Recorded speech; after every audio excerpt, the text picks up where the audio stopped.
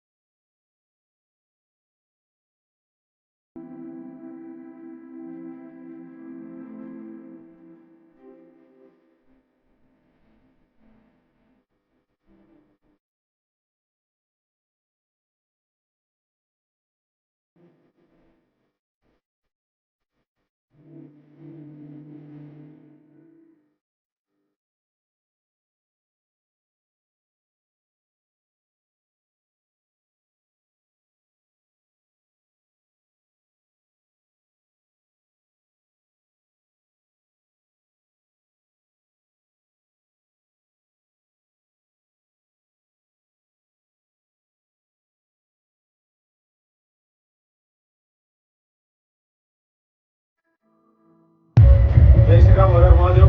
વિશ્વ હિન્દુ પરિષદ અને બજરંગ દળ દ્વારા રાજુલાની અંદર રામ જન્મોત્સવ એટલે કે રામનવમી તારીખ 26/3/2026 ના રોજ આજે બહુ ભવ્યથી ભવ્ય રામનવમી ઉજવવામાં આવી છે અને રાજુલાને આજે રામમય બનાવવામાં આવેલું છે। આ શોભાયાત્રાના ભૂતોના ભવિષ્ય એવી ભવ્ય શોભાયાત્રા નીકળે છે। આમાં બહુ ખૂબ બધા ભાઈઓએ સપોર્ટ કર્યો છે। ત્યારબાદ આખી જનતાએ હવે મારા એકના રામ નહીં પણ બધાના રામ છે। સમસ્ત હિન્દુ સમાજ અસંખ્ય જાત પાત બધું ભૂલી ઉચ્ચ નીચના ભેદભાવ ભૂલી અને આજે આ શોભાયાત્રાની અંદર જોડાયા છે। ખૂબ આનંદ મંગલનું વાતાવરણ છે।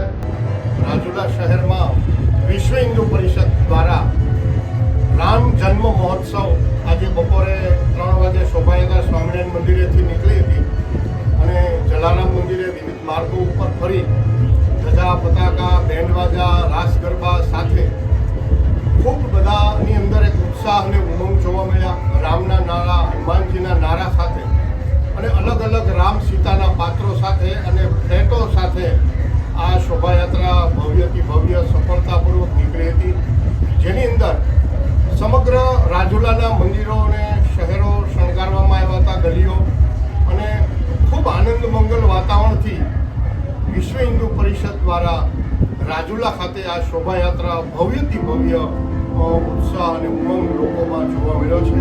ચિરાગ જોશી, રાજુલા।